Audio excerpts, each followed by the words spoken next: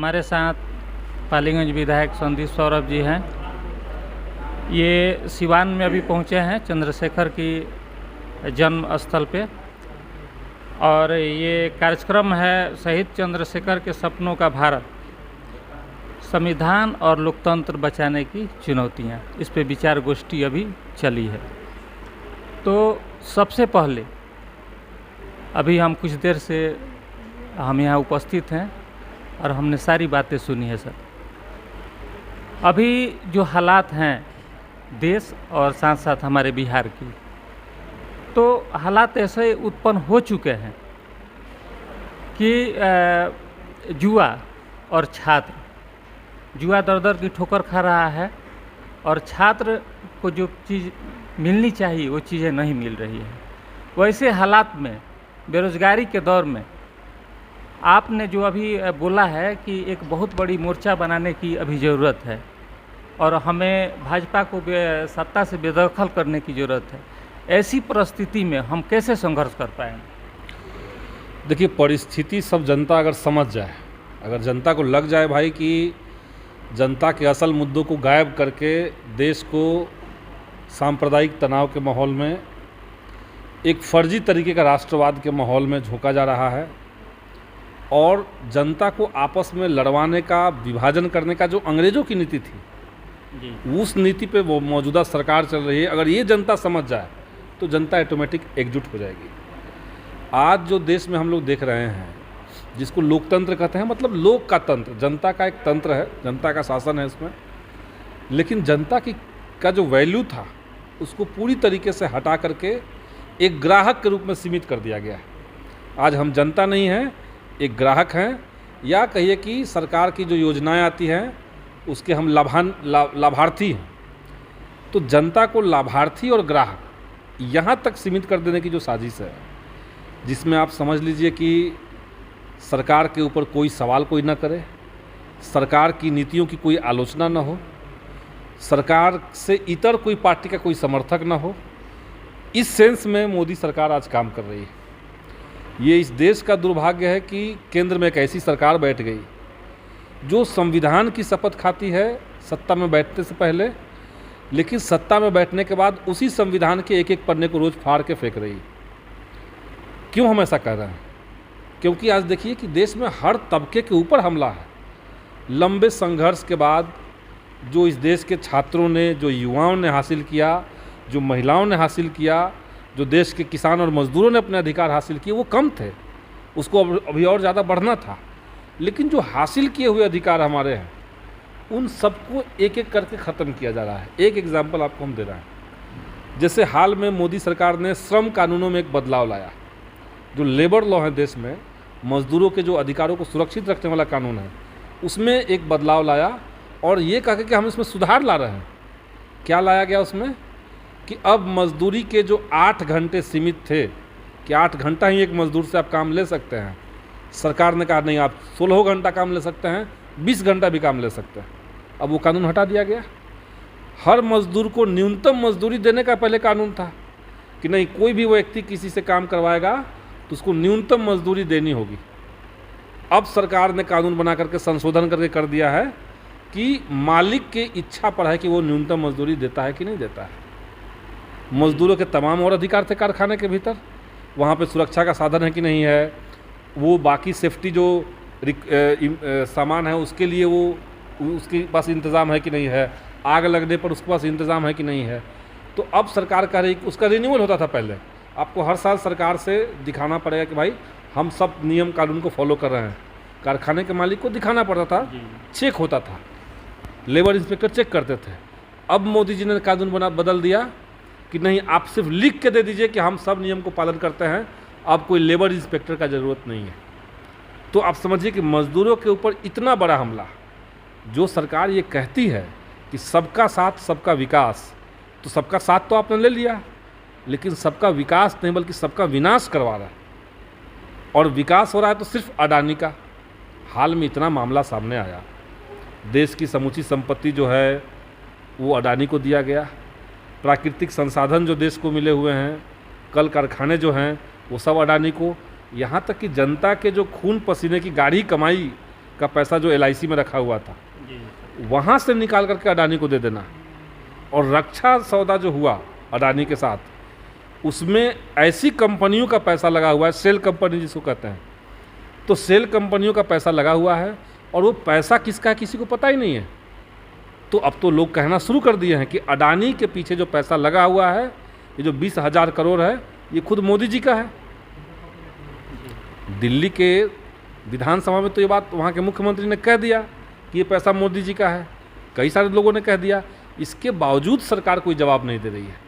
मतलब अब देश के अंदर सरकार अपनी जवाबदेही से पूरी तरीके से मुक्त होना चाहती है। पूरी दुनिया में ऐसा कोई एग्जाम्पल नहीं है जहाँ के किसी प्रधानमंत्री 9 साल तक देश के ऊपर राज किया और एक भी प्रेस कॉन्फ्रेंस नहीं किया, एक भी नहीं। सर 2019 में बीजेपी को 30 या 33% वोट मिलती है और उसके उल्टा लगभग 67 या 68% वोट समाजवादी विचारधारा के लोगों को प्राप्त होती है।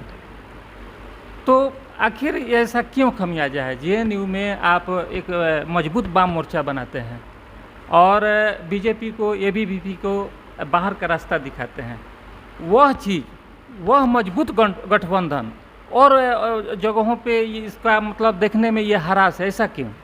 देखिए, पिछली बार तो कमी निश्चित तौर से रही है और हमारी पार्टी भाकपा माले जो है, हम लोग का तो प्रयास है कि देश में लोकतंत्र पसंद करने वाले लोग, संविधान का सम्मान करने वाले लोग, ये सारे लोग एक बैनर के तले, एक मंच के तहत आकर के एक तरफा सरकार की आलोचना कीजिए, सरकार के ऊपर ये कीजिए, उसके खिलाफ चुनाव लड़िए, एकजुट रहिए। ये हम लोग कोशिश तो कर रहे हैं और मेरे ख्याल से इस बार ये कोशिश सफल भी होते हुए दिख रहा है।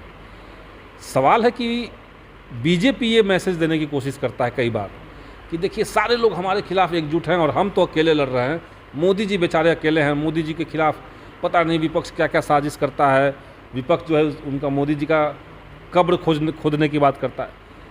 बीजेपी जो है वो अकेले नहीं है, उसके पास अडानी अंबानी से लिए हुए अथाह पैसे हैं। इलेक्टोरल बॉन्ड के माध्यम से कॉरपोरेट का जो टैक्स चंदा आता है वो उनके पास है। ED और CBI जैसे केंद्रीय एजेंसी जो स्वायत्त और स्वतंत्र बॉडी था, वो भी आज मोदी जी के लिए काम कर रहा है। मोदी जी के लिए मीडिया पूरी तरीके से जो मेन स्ट्रीम मीडिया है वो लगा हुआ है। देश में न्यायपालिका के भीतर किसी तरीके से इनका घुसपैठ हुआ है और जो बचा खुचा न्यायपालिका है उसको भी ये लोग कर रहे हैं कि जुडिशियल कमीशन बना करके आगे से जजों की नियुक्ति करेंगे, उसको हड़पना चाहते हैं आप सर। तो सब जगह से तो इनका एक बड़ा गठबंधन पहले से बना हुआ है। तो इस बड़ी ताकत के खिलाफ और जो धर्म के नाम पे उन्माद में चलने वाले लोग हैं, इनके खिलाफ अगर बड़ी एकजुटता विपक्ष की नहीं होगी तब इनको हराना आसान नहीं रहेगा। इसीलिए हम लोग तो अपील कर ही रहे हैं, बल्कि हमारी पार्टी से तो प्रयास भी हुआ है कि विपक्ष की तमाम ताकतों को हम, जो छोटे मोटे मतभेद हैं उन सबको साइड रखते हुए हम लोग इस सरकार को हटाएं, सत्ता से हटाएं। अब आपको सर, संदीप सर, प्रायः देखा जाता है कि या शिक्षकों का आंदोलन हो गर्दनी बाग में या स्कीम वर्करों का हो, आप लगभग उन सब के या आपके जो भी गैर राजनीतिक संगठनें हैं उनकी जो गतिविधियां चलती है उस पे उनकी बारीकी से नज़र रहती है। और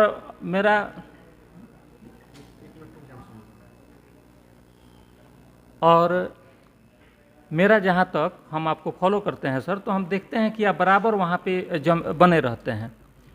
तो मेरे कहने का मतलब साफ सुथरा यह तात्पर्य यह है सर कि आप एक तरफ सरकार के साथ हैं, विधानसभा में आपके द्वारा समय समय पे बातें ये उठाई जाती है, तो ये क्यों नहीं एक कॉमन प्रोग्राम बनाकर और इसको सॉर्ट आउट करने का प्रयास हो सर?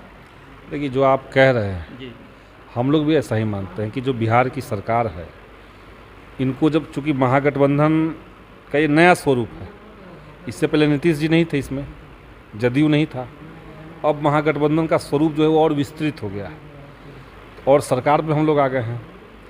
तो हमारी पार्टी का मानना भी है और हमने इसको सरकार को कहा भी कि महागठबंधन के बीच एक कोऑर्डिनेशन कमेटी, एक समन्वय समिति एक बने ये, और कुछ कॉमन मिनिमम प्रोग्राम बने जिसके ऊपर ये सरकार काम करे। ये हम लोग की मांग है और ये बहुत ज़रूरी है। जैसे अभी आप देखिए कि जो शिक्षकों को लेकर के नया सरकार का नियमावली आया है, इस नियमावली में ये प्रावधान किया गया कि जितने शिक्षक बिहार के अंदर पहले से नियोजित हैं उन सभी लोगों को एक परीक्षा देनी होगी बीपीएससी द्वारा आयोजित, और उस परीक्षा देने के बाद जो सफल होंगे उन्हीं को केवल राज्यकर्मी का दर्जा मिलेगा। तो ये निर्णय अपने आप में न केवल शिक्षकों के लिए अपमानजनक है बल्कि ये सरकार के लिए भी अपमानजनक है। ये तो सवाल बनता है ना कि आखिर आपके द्वारा गठित नियोजन इकाइयों ने किस तरह के शिक्षकों की बहाली की जिसका आपको 20 साल बाद एग्ज़ाम लेना पड़ रहा है। तो ऐसे कई बातें हैं जिसको सॉर्ट आउट करने के लिए सरकार को तमाम जो महागठबंधन की पार्टियां हैं उनके साथ समन्वय स्थापित करना चाहिए। अब मेरा आपसे एक अंतिम सवाल होगा सर, तमाम स्कीम वर्कर्स, तमाम नियोजित कर्मी जो भी हैं सरकार के द्वारा या आप लोगों के द्वारा जो भी कार्य किए जाते हैं, उन सारे चीज़ की गणना इन्हीं लोगों के द्वारा होती है। शिक्षकों की अगर बात माना जाए सर, अगर बात शिक्षकों की किया जाए, नियोजित शिक्षकों की, तो कुछ हद तक उनकी वेतन सम्मानजनक है, जबकि अदर आप नियोजित जो लोग हैं जो विभिन्न सरकारी कार्यालयों में हैं या आंगनबाड़ी केंद्रों में हैं, उनकी 6,000, 7,000, 10,000, 15 मतलब 20,000 के नीचे जबकि अब इतनी महंगाई के दौर में सर वो क्या खाएंगे और कैसे वो जीवन बसर उनका होता है सर, थोड़ा सा इसके बारे में आप भविष्य में क्या मतलब इनके बारे में आपकी योजना है? इनके संग इनकी जो मांग है वो बहुत जायज़ है। सम्मानजनक वेतन देखिए हर किसी को चाहिए, और जब तक आप सम्मानजनक वेतन नहीं देंगे तब तक तो यही मैसेज है कि भाई ये एक तरह का बेगारी खट रहे हैं। अब जैसे रसोइया जो हैं जो स्कूलों में पढ़ाते हैं, जिनको आप पहले 1,200 देते थे, अब 1,500, 1,800, 1,600 दिए, तो 1,600 रुपये महीने में किसी को आप 100 बच्चों से का खाना बनवा रहे हैं, बर्तन धुलवा रहे हैं, तो एक तरह का बेगारी है। तो हम लोग तो सरकार से मांग ही करते हैं, और लेकिन सरकार अभी तक सुनी नहीं है। तो उनके आंदोलन में हम लगातार रहेंगे, उनकी मांगों को लेकर के आवाज़ उठाते रहेंगे और सरकार के ऊपर लगातार एक दबाव बनाते रहेंगे। अभी जो वर्तमान परिदृश्य है जिसमें छात्र कला और साहित्य से दूर होते जा रहे हैं, सिर्फ उनको क्या पढ़ाया जा रहा है, मतलब व्यावसायिक पढ़ाइयाँ बताई जा रही है। तो वैसे स्थिति में आपके संघर्ष को धार मिलेगा? ये देखिए, जो ट्रेडिशनल सब्जेक्ट हैं, जो व्यावसायिक सब्जेक्ट हैं, जिनसे रोज़गार तत्काल मिलता है, वो पढ़ाया जाए, उसमें कोई दिक्कत नहीं है। लेकिन जो पुराने सोशल साइंस के या साहित्य के सब्जेक्ट थे, उनको साजिशन 2000 ईस्वी के बाद से, जब अटल बिहारी वाजपेयी जी देश के प्रधानमंत्री थे, उस समय से उसको कमज़ोर किया जा रहा है। आपको शायद पता होगा कि 2001 या 2 में उस समय की जो अटल बिहारी वाजपेयी की एनडीए सरकार थी, उन्होंने शिक्षा में सुधार के लिए एक कमेटी बनाई। उस कमेटी का नाम है बिरला अंबानी कमेटी। देखिए भाजपा का क्या नज़रिया रहता है, आज से नहीं पहले से, कि शिक्षा में सुधार करने के लिए कमेटी जो होगी उसमें 2 लोग थे, एक बिरला ग्रुप से और एक अंबानी ग्रुप से। तो आदित्य कुमार बिरला और मुकेश अंबानी उस कमेटी के 2 व्यक्ति थे। इन लोगों ने सरकार को जो रिपोर्ट सौंपा, उस रिपोर्ट की भूमिका में ही लिखा हुआ है कि शिक्षा के भीतर उन्हीं कोर्सों को बढ़ावा देना है जिसका बाज़ार में डिमांड है। मतलब बाज़ार के लिए जो तत्काल उपयोगी सब्जेक्ट है, सिर्फ उसी को बढ़ावा देना है सरकार को, और उसी में मुनाफा है और उसी के माध्यम से पैसे कमाए जा सकते हैं, और सरकार धीरे धीरे अपनी भूमिका को कम कर दे और प्राइवेट हाथों को सौंपे।